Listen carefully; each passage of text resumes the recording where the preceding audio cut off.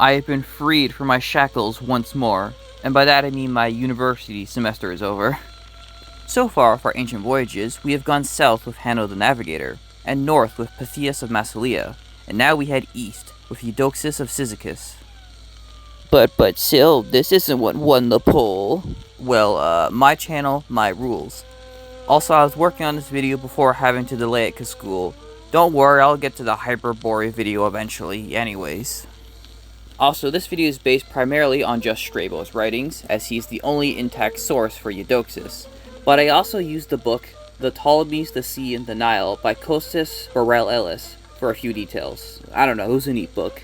Now let's get into it. Eudoxus the man himself, like with most of these ancient explorers, is largely unknown, but we can deduce a few things. He was from the Greek city of Cyzicus in Anatolia, and likely from a relatively wealthy and well-educated family, possibly part of the local aristocracy of Cyzicus. Likely born sometime in the mid-ish 2nd century BC, and would have been middle-aged and respected by around 118 BC, when he was sent as a herald, ambassador, representative, or whatever you want to call it, to Egypt, on behalf of the city of Cyzicus, for the upcoming Korea Game Festival, which was a festival to the goddess Persephone and was open to much of the Greek world, but anyways. While in Egypt, he was tasked with carrying out sacrifices and other stuff related to the festival. Eudoxus would explore around the Nile, and eventually meet up with Pharaoh Ptolemy VIII and his royal court in Alexandria. No idea what Eudoxus and Ptolemy discussed, because it's never mentioned, but while here, a random event that would change the course of his life just appeared.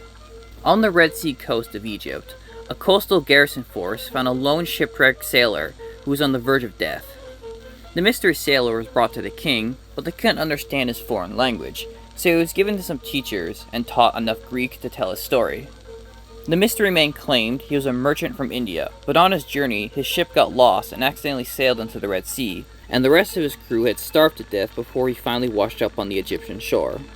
This story is a bit odd, since Greek and Indian trade did exist by this time, although more indirect, but because of that meant merchants would typically follow the Arabian coast and trade at intermediate cities like Aden in Yemen. So how does an Indian sailor get this lost in what should have been known trading routes? I don't know, maybe he was just very unlucky or just stupid. But regardless of how, the Indian merchant offered to show the pharaoh a direct path to India in exchange for being taken back home. Now, if this direct route was true, it was a good offer, as seafaring merchants would normally be subject to tolls or risk pirates, as they had no choice but to use the known routes through coastal cities like Aden. But a direct route would bypass all that hassle. A royal expedition ship was set up, and Eudoxus, possibly just curious about such an adventure, was put on it. It's not explicitly said what Eudoxus' position or exact role was for this journey, or even how he convinced Ptolemy to include him, despite being a citizen of a completely different city. I don't know, maybe Ptolemy liked him, and Eudoxus held more respect than we realize, because he's the only person mentioned in the story, so we must assume he was at least given some significant role, if not outright captain. Either way, the ship was loaded with fancy stuff to trade and offer as gifts. The direct route Eudoxus was shown by the Indian was most likely the monsoon winds blowing towards India during the spring and summer months, and that gave him a straight voyage to India in late 118 BC, then likely returning during the fall and winter monsoon winds blowing in the opposite direction. Eudoxus returned to Egypt in either early 117 or 16 BC. Now, I like to assume it was 116, because why go all that way only to stay a handful of months, but there's no way to know for sure. Now, unfortunately, there's no details about what he saw in India or anything interesting during the voyage, there or back. But upon returning, he had brought back lots of aromatics, shit that smells good, and precious stones, so presumably stuff like emeralds and rubies. Oh man, our boy Eudoxus must have made a fortune. Wrong! The entire cargo was seized by Ptolemy, since, he funded the journey. However, Eudoxus may have been under a different impression that there'd be some kind of split, since Strabo writes that he was quote-unquote deceived. Well, Eudoxus would get a second chance in the summer of 116 BC, when Ptolemy VIII died and his widow, Cleopatra III, took over. She would quickly set out a new and bigger expedition, with Eudoxus heading to India again, and this time possibly under a deal that he could keep some of the treasure traded. Once again, nothing is known about the journey to India or his time there, but on his return journey, the winds blew him off course and sent him south of Ethiopia. Now, where he would land is probably modern Somalia, or if we're bold, maybe even as far as Kenya. But regardless of where he was now, he would trade grain, wine, pressed figs, and other stuff exotic to the locals in exchange for waters and guides back. He would also write down some words of the local language, and before leaving, he would find the front piece of a boat prow with a horse carved onto it, and would take this piece of literal garbage back with him. It's unclear when he returned to Egypt, but when he did, he wasn't met with Cleopatra, but instead her son Ptolemy IX. This at least tells us he arrived back no later than 107 BC, but let's assume it was around 114 BC or so, to account for the off-course journey. Regardless, Eudoxus was then accused of taking a lot of merchandise for his own personal use, and all the new traded cargo was once again seized by the pharaoh. It's not specified what he supposedly stole or misused, but it's possible some of that stuff was traded for the water while, of course, in East Africa. Or maybe he was trying to smuggle rubies in his ass, I don't know. But our boy Eudoxus, for a second time, was left with nothing, except for the random boat prow piece he brought back. I guess they were fine letting him keep a piece of old wreckage. What else would you do with it, you know? Luckily, Eudoxus knew what to do with it exactly. He brought it to some Alexandria marketplace, and had some sailors and merchants take a look at it. Some of them said the horse design carved on it meant it originated from shipmakers at Cadiz in Iberia. They also said it was from a smaller trading ship that are sometimes used for fishing as well around Mauritania as far as the Lixus River. But some people were even bold enough to claim the prow belonged to a fishing ship from Cadiz that had previously gone missing after sailing too far south of the Lixus River. Now, no idea how they conclude this from a piece of old wood, but even more insane was Eudoxus' conclusion. He decided this somehow meant that this ship didn't sail from the Mediterranean to the Indian Ocean before crashing. It instead meant that this random fishing boat had sailed all the way around Africa before being shipwrecked. And from this, Eudoxus decided that circumnavigating Africa was possible, and he would complete the journey himself and even sail to India after rounding the continent. He would immediately head back to his home in Cyzicus and gather all his possessions and load them on a ship and traded and sold everything for supplies and traveled around telling anyone that would listen about his grand plan. So he was going all in and betting on making his fortune in India. He sailed across the Mediterranean, making stops in Puteoli and Massilia, then sailing down the Iberian coast before reaching Cadiz. From this Iberian city, Eudoxus would equip a large ship and two smaller boats, possibly as towboats, but before setting sail, he added choir girls, physicians, and random craftsmen to his ship. So okay, I get the craftsmen and doctors, but did you really need the singers? Okay then. The exact year for his Africa voyage is uncertain, but would have had to have taken place before 100 BC at the latest. You'll see why later. But it most likely took place not super long after his return from India to Egypt, so probably any time between 114 and 110 BC, I'll say. Eudoxus would begin his new journey to India by sailing out into the high seas, further away from the coast than most ancient travelers, since he was scared of the higher tides of the Atlantic coast shores. Well, this decision to sail into the more open seas scared his large group of passengers like the land-loving dorks they are, and they forced him to sail closer to shore.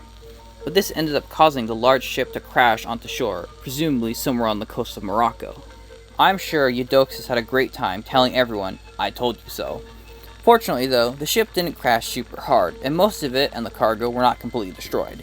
So from the wreckage, Eudoxus and crew built a new ship the size of a pentaconter.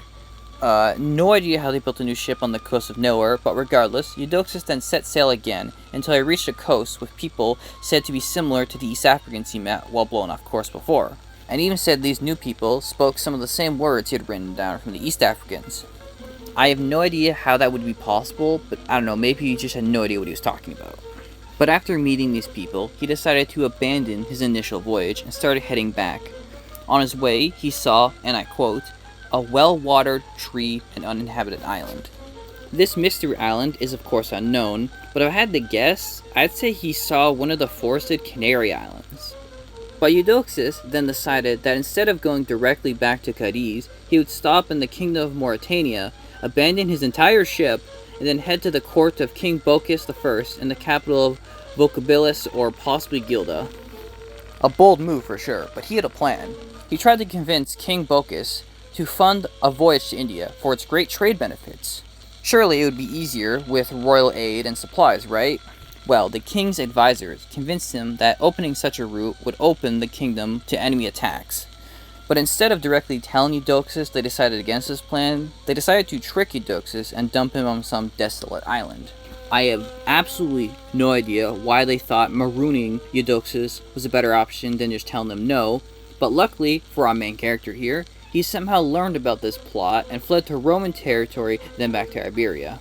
I don't know what Roman territory this could possibly be referring to that was anywhere near Mauritania at this time, but regardless, Eudoxus returned to Cadiz and decided that these setbacks meant absolutely nothing, and immediately equipped 2 more ships for a second attempt. A pentaconter for the high seas and a merchant ship for the coasts. Then he equipped the ships with farming equipment and seeds. No choir girls this time though. Anyways, Eudoxus' new plan was to use that previously mentioned forested island he saw to plant his crops and stay on the island over winter before harvesting them and sailing onwards once again. An interesting plan for sure, but will it pay off, you may wonder? Well, this is the last time Eudoxus is mentioned in the historical record, so might not have gone so well. Now, the primary source for Eudoxus' story is from the Greek academic Posidonius of Apamea, who was a contemporary of Eudoxus, who traveled across the Mediterranean himself, and while at Cadiz, in around 100 BC, give or take, he heard the stories of Eudoxus and wrote them down. This would mean Eudoxus was still within living memory of the city, and his fate was still very uncertain at the time of Posidonius' writings. And these writings only survive in Strabo's Geographica, written a century later. If Eudoxus did successfully make this journey, it would have surely been big news enough for someone to mention, right? So this means, in all likelihood, Eudoxus just died on a second attempt around Africa. Maybe he drowned in a storm. Maybe he got stranded and starved to death, or maybe one of the Canary Island locals stabbed him to death. Who knows? But what we do know is sometime later, in the 1st century BC onwards, direct trading between India and Egypt did increase. So it seems Eudoxus and his journey did have some significance in the end. However, it wouldn't be a true ancient story without some big disputes. Firstly, Strabo doubted a lot of Eudoxus' story, but to be fair, Strabo just doubts a lot of things. But really, the biggest issue is the Periplus of the Erythraean Sea. This Periplus was written, most likely in the mid-1st century AD, and isn't important except for one line, because it credits the discovery of the direct route from the Red Sea and India to an unknown Greek man named Hippalus, possibly in the 1st century BC, but no mention of our main character here. Now that's a bit of an issue. Why would Eudoxus not be mentioned, especially since he was mentioned by famous contemporaries like Posidonius?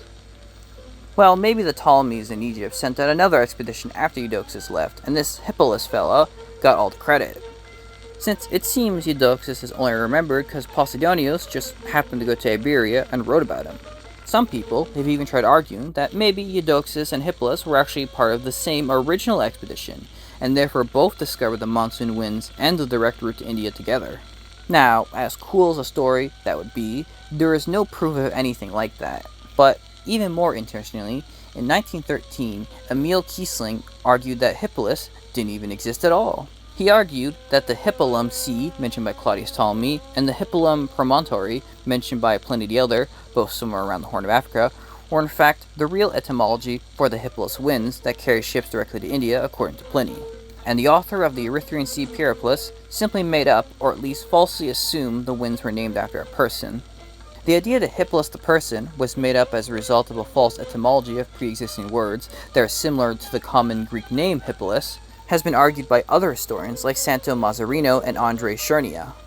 And it seems to be a plausible theory, since besides this mention of Hippalus in the Periplus, there isn't much evidence of his existence anywhere else. However, not all historians are convinced, but who cares about them? We can now give Eudoxus his rightful place as an explorer. So what can we determine from this? Well, it seems that Eudoxus very likely did travel to India and back, and then simply just died trying to navigate across Africa like many people probably before him. So with that, this video has come to an end. And if you enjoyed, then please like and subscribe for future videos, and good night.